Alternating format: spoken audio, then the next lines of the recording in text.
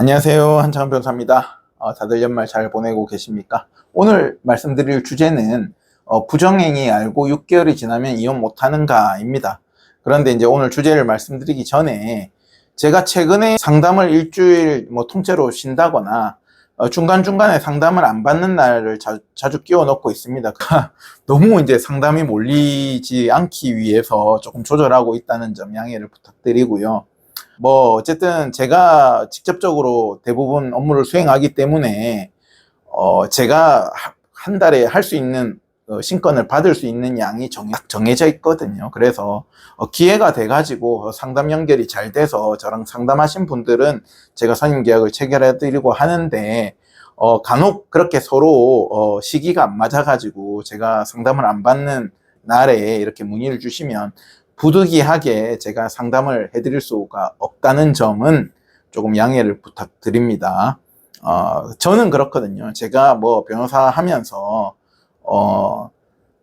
이 사건의 끝에 갔을 때 그게 결과가 좋든 나쁘든 간에, 예를 들어서 결과가 안 좋게 나왔다고 해가지고 의뢰인이 저한테 클레임을 걸었어요. 그런데 제가 마음속에 정말로 열심히 다시 과거로 돌아가도 이렇게 할 수밖에 없고 최선을 다했다면 제가 의뢰인 앞에 떳떳하거든요, 제 마음이. 그런데 의뢰인께서 설령 클레임을 안 걸더라도 제가 사건을 끝났는데 뭔가 제가 실수를 했다거나 뭔가 더 잘할 수 있었는데 제가 바빠서 대충 했다거나 그런 마음이 제 스스로한테 들면 제가 그거를 잘 못 견디겠더라고요. 그래서 저는 그냥 몸은 좀 피곤하게 일을 많이 하되 마음은 편하게 가자는 주의이기 때문에 제가 사건을 무리해서 받지는 않습니다. 그리고 제가 기존에 해오던 변론의 그 질을 유지할 수 있는 수준으로 딱 하지.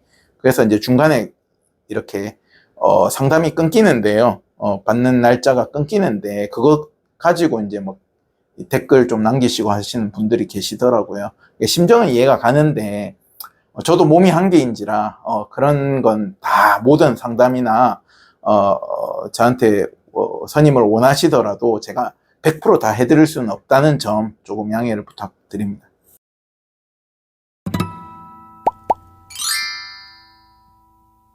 그러면 오늘 주제로 돌아가서요. 부정행위 알고 6개월이 지나면 이혼 못하는가는 결론적으로 말씀드리면 제가 항상 자주 하는 말이 있죠. 반은 맞고 반은 틀렸다는 겁니다. 반은 맞다는 이유는 뭐냐면 부정행위를 인지한 날로부터 6개월이 지나면 이혼을 청구를 못한다라고 민법상 규정이 있어요. 한번 보시면은 민법 840조가 있죠. 840조는 보시면은 이혼 사유를 규정하는 조항이고요. 그 밑에 841조를 보시면 어떻게 써져 있나요? 부정으로 인한 이혼 청구권의 소멸해가지고 전조 제1호의 사유, 전조 제1호, 전조는 840조죠. 제1호의 사유는 뭡니까? 부정행위 조항이죠. 그러니까 다른 재판상 원인 사유는 해당이 없는데 841조는 부정행위 사유, 840조 1호의 사유에 한해서는 다른 일방이 사전 동의나 사후 용서를 한 때 또는 이를 안 날로부터 6월, 그 사유가 있은 날로부터 2년을 경과했을 때는 이혼 청구를 하지 못한다라고 돼 있죠. 돼 있습니다. 그렇기 때문에 여기 지금 사전 동의, 사후 용서 이거는 차치하고 빼놓고 이미 용서를 했다거나 사전에 내가 너 부정행위 해도 된다, 각자 인생 살자라고 동의를 했다면 이혼 청구가, 부정행위로 인한 이혼 청구는 안 된다라고는 조항이고요. 그리고 부정행위를 인지한 날로부터 6개월 내지는 부정행위 사유가 있는 날로부터 2년을 경과했을 때는 이혼 청구를 못한다 돼 있잖아요. 그러면 이렇게 법문안에 명백하게 841조에 있는데 뭐가 반은 맞고 반은 틀렸냐 이렇게 보실 수 있잖아요. 다 맞는 말이지 이혼 청구 안 되는 거 아니냐 하는데, 사실 제가 이혼 소송 실무를 하는 변호사 입장에서 841조를 크게 잘 신경을 안 써요. 그러니까 크게 신경을 안 쓴다는 거는 이런 겁니다. 굳이 841조면 그 시기적으로 보면요, 내가 부정행위를 안 날로부터 6개월이고 있은 날로부터 2년이 경과하면 청구를 못 한다고 돼 있잖아요. 그런데 어떤 의뢰인께서 부정행위 증거를 들고 왔는데 안날로부터 6개월이 거의 다 돼가요. 내지는 부정행위가 존재했던 날로부터 2년이 다 돼가요. 그랬을 때는 굳이 이 기간을 도과시킬 필요는 없잖아요. 굳이. 그렇기 때문에 가급적이면 이 기한이 간당간당해서 들어오는 사건들은 간단하게라도 먼저 소장이나 반소장을 제출해가지고 기간 도과를 안 시키는 거는 맞아요. 뭐 굳이 시킬 필요는 없다. 굳이 기간 도과를 시켜놓고 다툴 필요는 없기 때문에 안 시킨 건 맞는데, 대부분의 문제되는 거는 이 간당간당한 시점이 아니고 이미 이제 상당 기간이 지났을 때죠. 그런데 잘 우리가 일반적으로 생각을 해봅시다. 내가 배우자의 부정행위를 인지를 했다고 치자고요. 법문에 따르면은 내가 인지한 날로부터 6개월 이내에 이혼소장 제기 안 하면은 넌 안 돼, 이 말인데, 근데 내가 살면서 배우자의 부정행위를 인지했다. 그럼 내 마음이 어때요? 뻔히 너 그럴 줄 알았어, 이런 경우도 있겠지만, 대부분은 내가 정신적으로, 정서적으로 굉장한 충격을 받은 상태죠. 충격을 받았는데, 와, 내가 배우자가 나를 속이고 부정행위를 한다는 거를 어제 날짜로 알았단 말이에요. 그러면 내가 일단은 배우자한테 이걸 오픈할까 말까부터 시작해가지고, 그죠? 또 내가 자녀도 있는데, 미성년 자녀도 있는데 이혼을 해야 되나 말아야 되나부터 시작해가지고, 그런 고민을 한 달, 두 달, 세 달, 네 달, 다섯 달 하면은 오케이고, 6달, 7달 하면, 7달 넘어가면 넌 안 돼, 이혼 청구 못 해, 기간 지났어, 841조에 의해서 청구가 안 돼, 이렇게 매몰차게 잘라버리면 그게 좀 합당하다고 느껴지시나요? 저는 그래서 841조의 입법 취지는 대략 알겠어요. 가급적이면 부정행위로 발생이, 입법 취지도 제가 봤을 때는 조금 과거에 어쨌든 만들어진 법이다 보니까 841조의 입법 취지가 현재 기준에서 맞는지는 저는 개인적으로 조금 의구심이 듭니다. 그리고 실무에서, 법원에서 재판을 하시는 판사님들께서도 그런 부분에 대해서, 그러면 6개월 배우자의 부정행위를 알고도 7개월 고민하는 사람은 이혼 청구를 못하게 하는 것이 합당한가에 대해서 저는 판사님들도 크게 동의는 안 하실 것 같아요. 그게 실무에도 어느 정도 반영이 돼 있다, 이렇게 보시면 돼요. 그래서 부정행위를 인지한 날로부터 설령 7개월이 지난 시점에서 8개월이 지난 시점에서 내가 고민하고, 상대방을 또 배우자를 설득도 하고 회유도 하고 또 고민도 하고, 또 배우자가 또 거짓말로 안 만난다고 해서 그래 또 믿어도 봤다가 또 생각도 해봤다가 온갖 이런 것을 거쳐가지고 어쨌든 7개월이 지나가지고 내가 안 되겠어, 변호사님 이혼 소송 해달라, 이렇게 했을 때 제가 841조 이야기하면서 이혼 청구 안 됩니다 라고 이야기할까요? 안 합니다. 크게 신경 안 쓰고 소제기를 한다, 실무는. 그리고 실무에서도 크게 문제는 안 된다. 왜 문제가 안 됩니까? 841조에 너무도 분명하게 6개월이 지나면 안 된다고 돼 있잖아요. 자, 근데 아까 제가 말씀드렸죠. 법원도 그렇고 실무도 그렇고 이게 현재 지금 실무에 조금 안 맞기 때문에 형식적으로 바라보는, 형식은 어쨌든 맞춰야 된다는 거죠. 법에 정해져 있는 건 맞기 때문에 판사님이 입법을 하는 사람은 아니잖아요. 적용을 하는 사람이지. 그렇기 때문에 판사님이 법을 무시하고서 판단할 수는 없어요.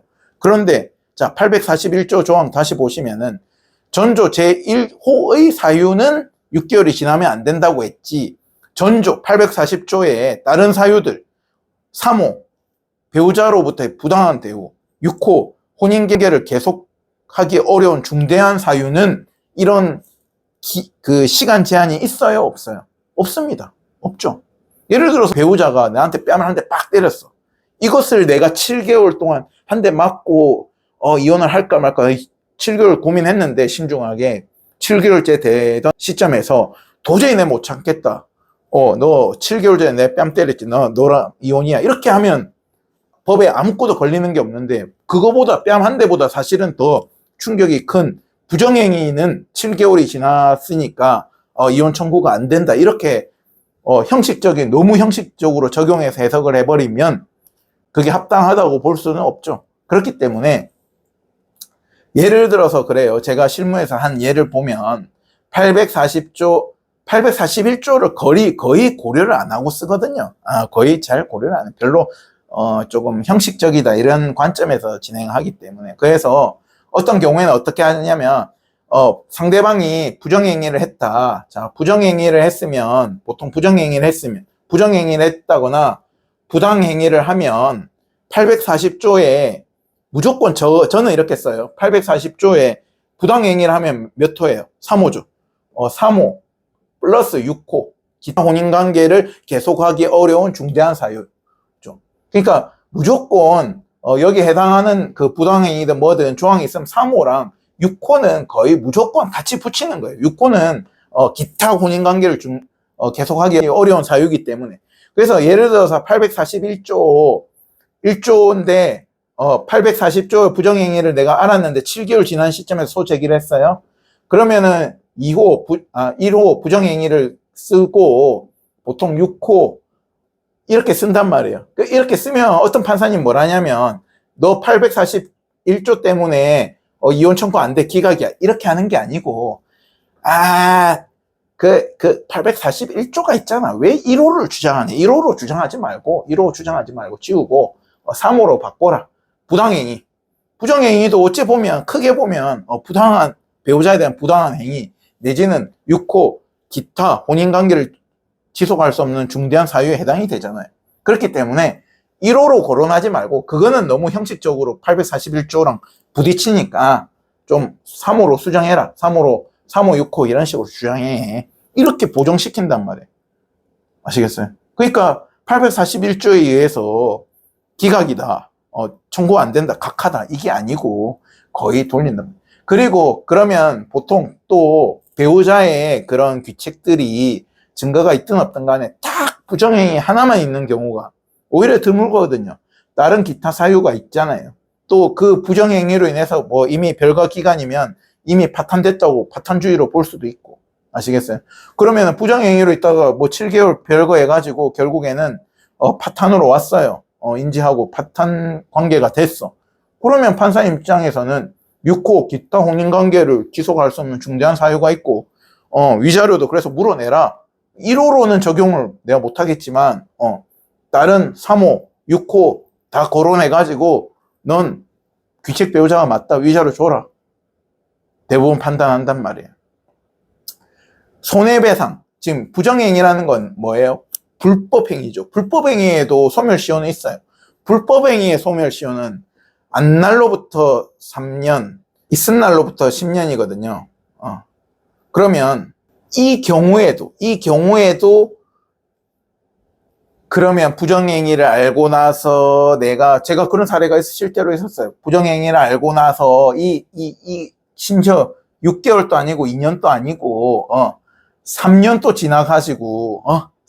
지나가지고 소제기했는데 상대방 뭐래요? 안날로부터 3년 지났으니까 한 4년째 부정행위로 인해서 혼인관계 파탄됐고 한 4년째 지나가지고 이혼 및 위자료 청구했을 때도 위자료가 인정된 사례가 있거든요. 그 판사님이 적용한 게 부정행위로 인해서 불법행위를 안날로부터 3년이라 돼 있지만 판례를 적용해서 보면 그로 인해서 내가 뭐 몇 년을 마음이 골마 터지다가 결과적으로 이혼을 내가 결심했을 때를 거의 이 불법행위를 안날로 볼 수 있다. 뭐 이런 식으로 해석해가지고 부정행위가 있고 나서 심지어 4년이 지나가지고 이혼 및 위자료 청구를 해도 인정된 케이스가 있거든요. 그렇기 때문에 오늘 말씀드리는 841조의 조항은 좀 형식적이다.